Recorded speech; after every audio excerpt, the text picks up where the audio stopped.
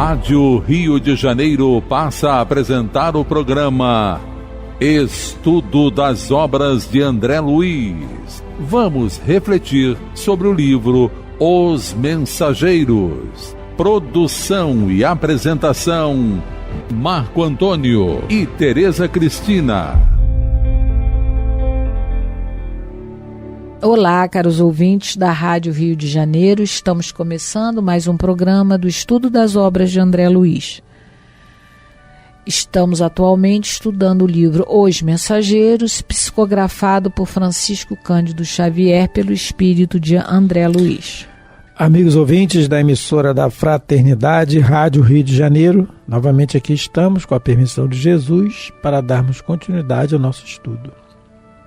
Nós, no programa passado, estamos continuando estudando, já finalizando o capítulo 6, em que, no programa passado, sobre a palestra de Telésforo, né? Mas no programa passado, ao término da palestra, o André Luiz observa o pedido de uma senhora que pede para o Otávio, né?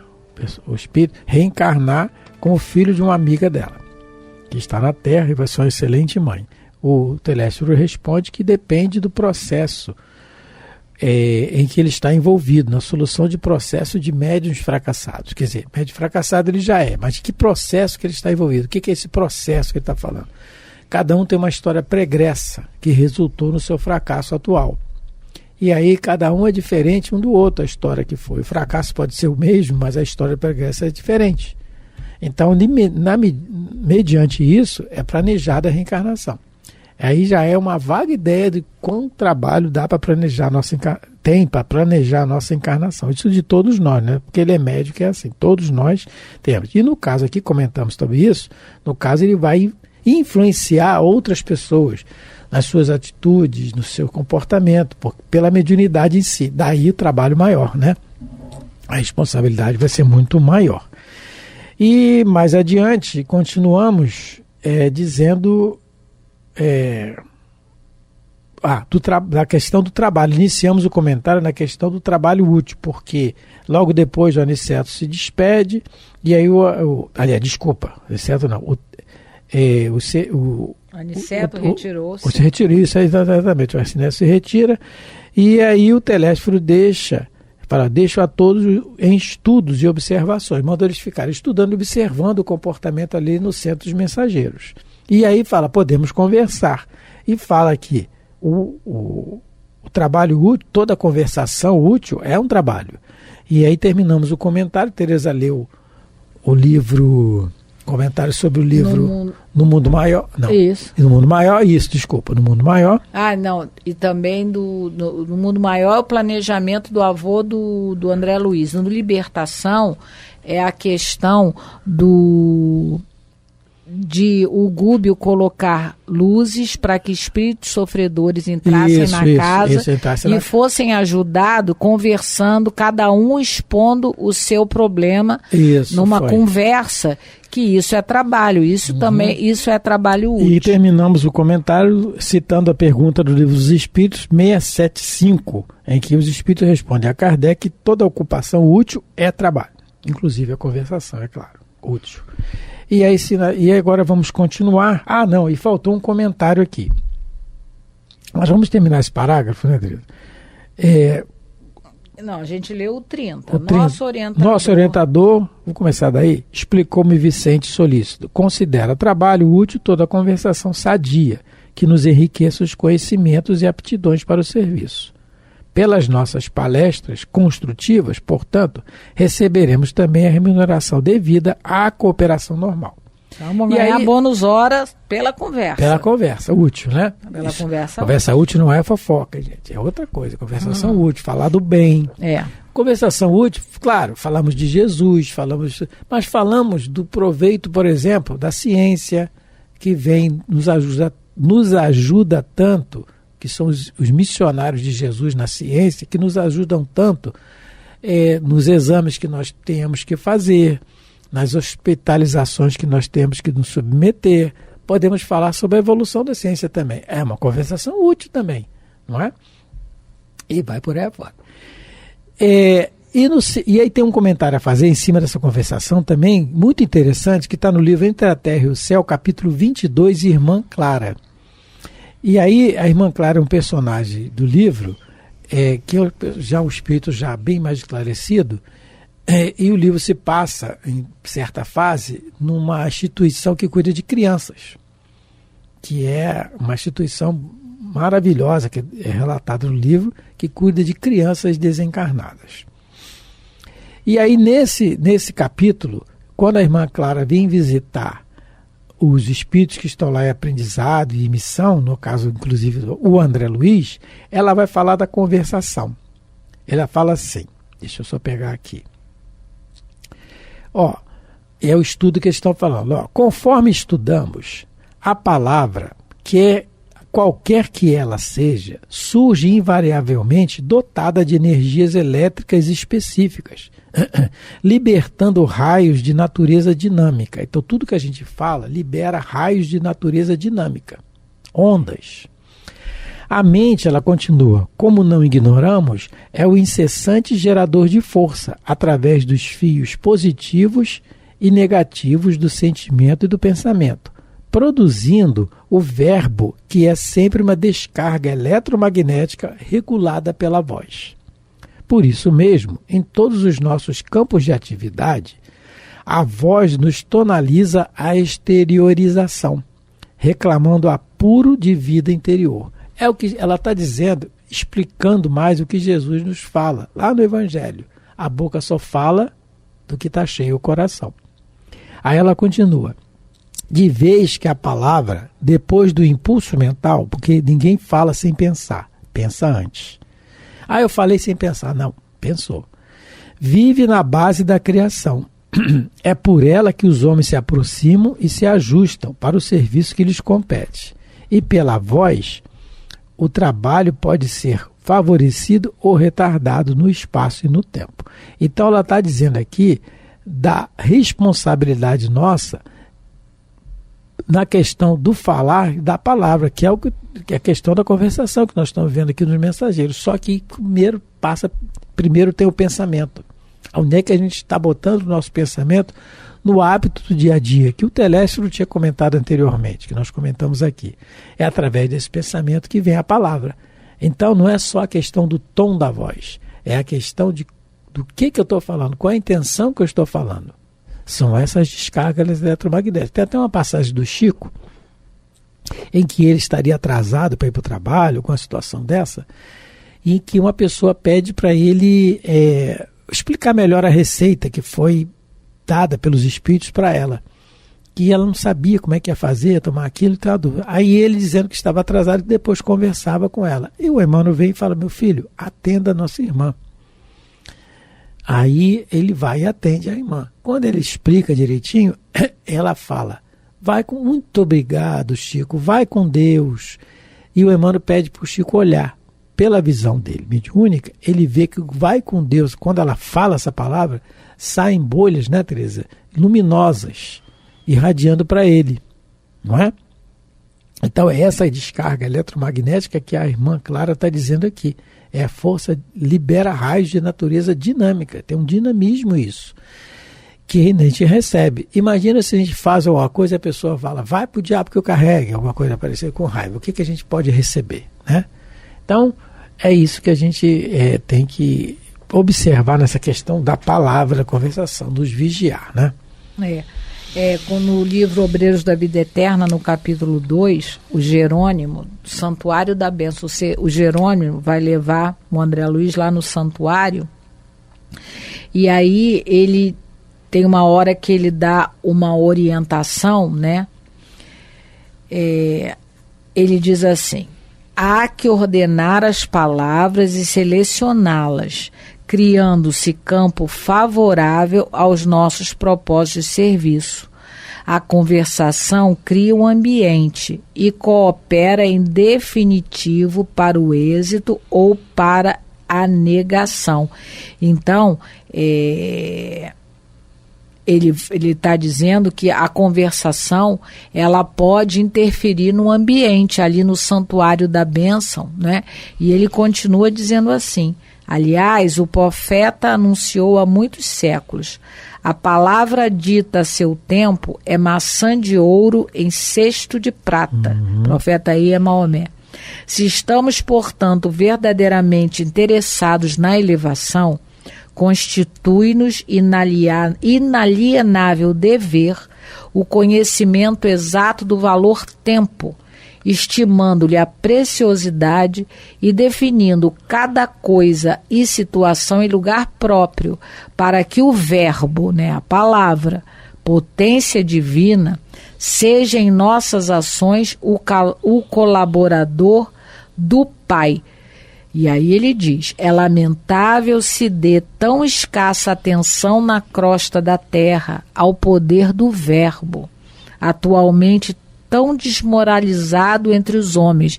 Isso em 1950. Imagine hoje, 2021, que as músicas, não só a conversa, mas as músicas, elas estão realmente com uma vibração tão ruim, porque a palavra, ela tem a vibração boa ou a vibração má. Ela vem carregada com essa energia. Então, até na música, que era algo que a gente escutava para relaxar, dependendo da música, as palavras que são usadas realmente são assim, eu não sei o que os espíritos, coitados, a paciência que eles têm conosco.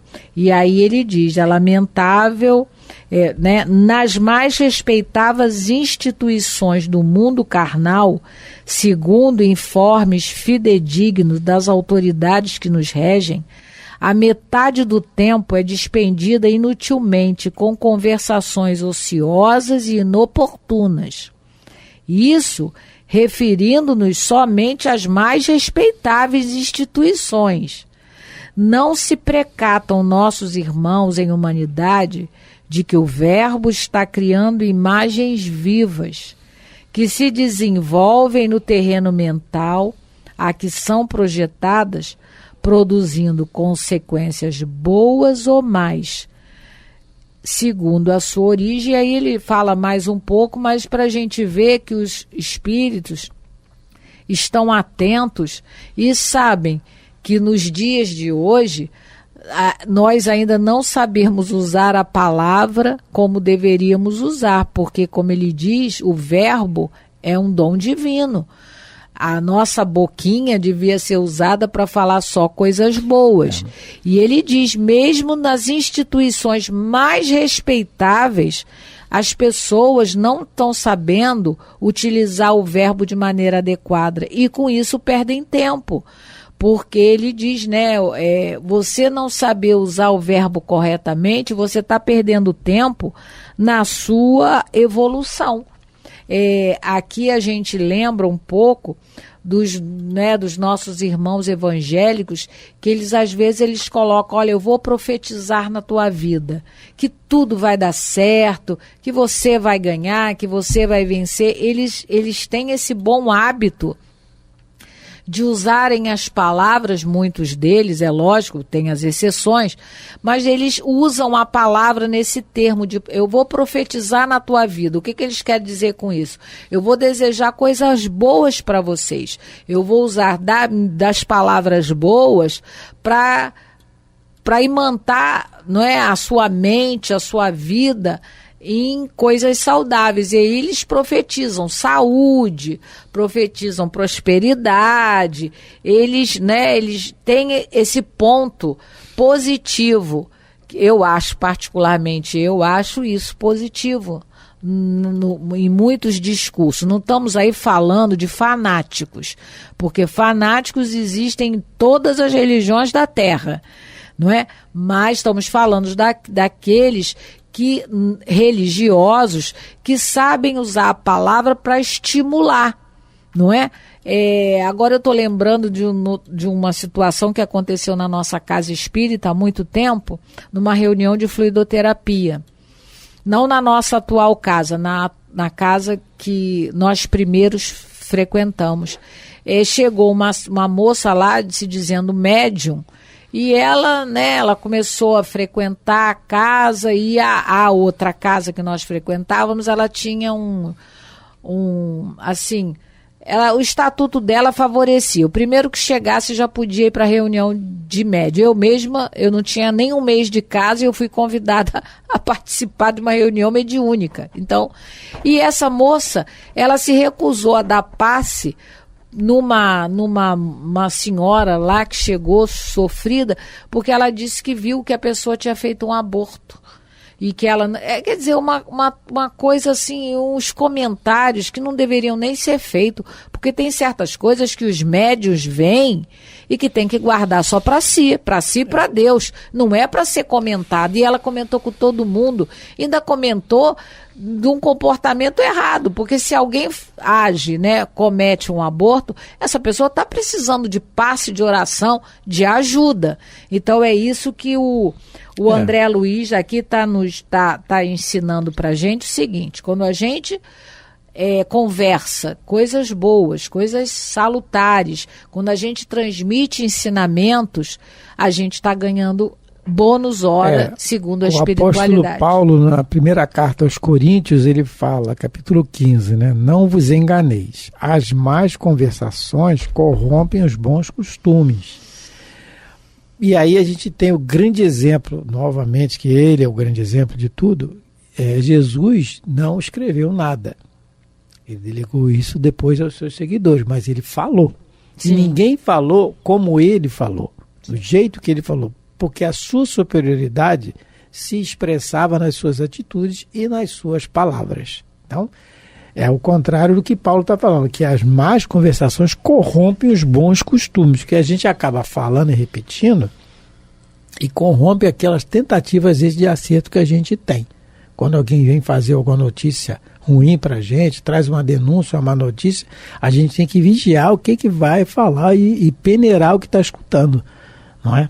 Para a gente não cair no erro. Vamos continuando mais um pouco, né, Teresa? Para terminar o capítulo. Para terminar, né? Isso. Curioso. Curioso e surpreendido, indaguei. E se eu tentasse voltar aos assuntos inferiores da terra, esquecendo a conversação edificante? Se eu for rebelde, que é o que acontece conosco, né? Às vezes a gente esquece e comenta comentários. E que assuntos inferiores da Terra seriam esses? Assuntos inferiores da Terra. É o que o Emmanuel está dizendo aqui. Os assuntos inferiores da Terra poderiam ser catalogados como futebol, política, certos assuntos a nível de pornografia. Então, são assuntos inferiores. E aí, se ele quisesse voltar a falar sobre isso, ou fazer fofoca, falar mal de certas pessoas. Ou então, o que o Emmanuel está dizendo, exatamente aqui nessa página do livro Pão Nosso, intitulada Mais Palestras, é que ele finaliza assim, para a gente examinar as sugestões verbais que cercam o nosso caminho diário. Trouxeram-te denúncias, más notícias, futilidades, relatórios malsãos da vida alheia? Observa como ages. Em todas as ocasiões, há recurso para retificares amorosamente, porquanto podes renovar todo esse material em Jesus Cristo.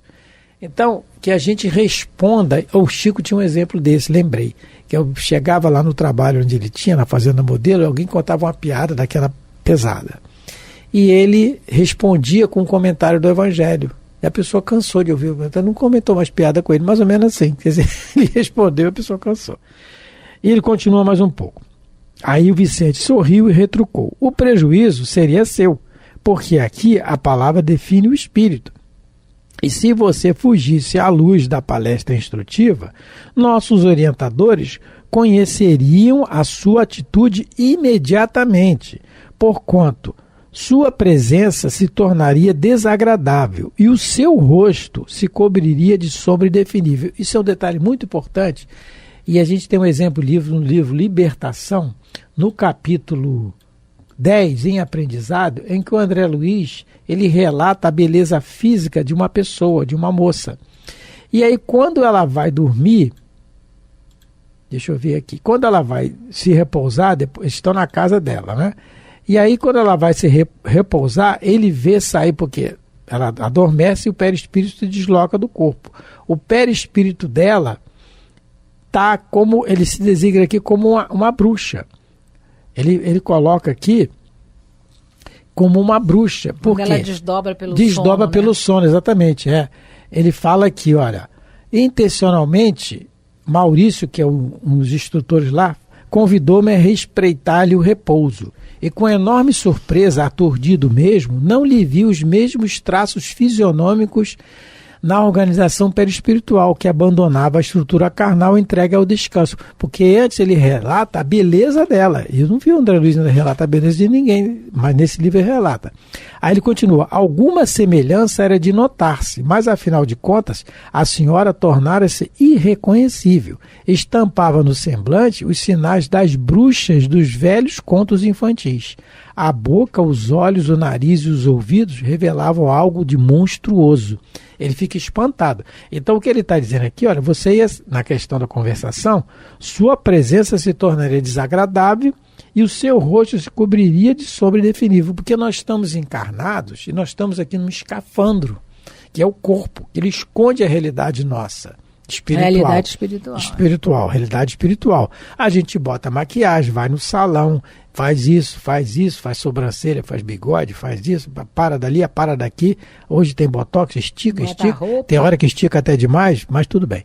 Aí estica dali, bota, fica bonitinho, mas o espírito às vezes não está bonitinho, que é o que relata aqui o André Luiz no livro Libertação. É muito interessante, gente, é capítulo 10, capítulo 10 do livro Libertação. Muito interessante. E é o que ele fala aqui. E o seu rosto se cobriria de sombra indefinível. Porque aqui na Terra, a gente pode disfarçar a palavra. A gente pode usar um discurso muito bonito, muito empolado, com palavras difíceis. Por que ele diz aqui que lá a palavra define o espírito? Porque sai a vibração da palavra, ela irradia no perispírito. E aí a palavra, o Marco leu, né, como a irmã Clara falou lá no livro Entre a Terra e o Céu, ela tem uma energia, ela sai raios dela. Se forem palavras chulas, né, palavra com conteúdo, né, discurso com conteúdo inferior, aqueles raios vão ser escuros. E ela, a irmã Clara, quando ela ora, ela é um ser tão evoluído que quando ela ora, ela brilha como se fosse um arco-íris. Porque as palavras dela são carregadas de tanto amor, de tantos eflúvios superiores, que ela brilha em todas as cores, não é numa só, não, é todas. E o contrário é o que o Vicente está dizendo aqui. Então, como ela só falou na oração coisas boas, ela brilhou como um arco-íris. Mas se você falar coisas inferiores, você vai ficar ensombrado. E aqui na Terra a gente usa, né, discursos, como ninguém vê a nossa alma, o nosso perispírito, ninguém vê, a maioria não enxerga. A gente pode ser enganado pelas palavras, no mundo espiritual não, porque você pode até querer falar palavras melífluas, mas o teu perispírito vai denunciar pela cor as suas verdadeiras intenções, coisa que aqui, por enquanto, a não ser que a gente conheça a pessoa há muito tempo, mas, né, de uma forma geral, no primeiro encontro, só pelas palavras não vai dar para a gente definir, porque essa moça que o André Luiz viu lá no Libertação, no capítulo 10, essa moça falando com ela, apesar que ela tomou uma atitude ruim. Mas na rua, num primeiro encontro, você poderia falar com ela e ela falar assim umas palavras, falar baixo. E aquela voz melíflua, aquela coisa assim, muitas vezes enganando. Mas o problema maior não é enganar os outros, é enganar nós mesmos. Bom, estamos terminando mais um programa, lembrando que terminamos de estudar o capítulo 6 do livro Os Mensageiros. Se Deus permitir, no próximo programa começaremos o 7. Muito obrigado pela atenção de todos, pelo carinho, pela paciência de nos ouvir. Fiquem com Deus. Muita paz a todos e vamos pedir a Deus ajuda para que a gente fale menos bobagem possível, né? Deus, e pense antes de falar. Muita paz a todos. Você ouviu pela Rádio Rio de Janeiro o programa Estudo das Obras de André Luiz, com o livro Os Mensageiros. Produção e apresentação: Marco Antônio e Tereza Cristina.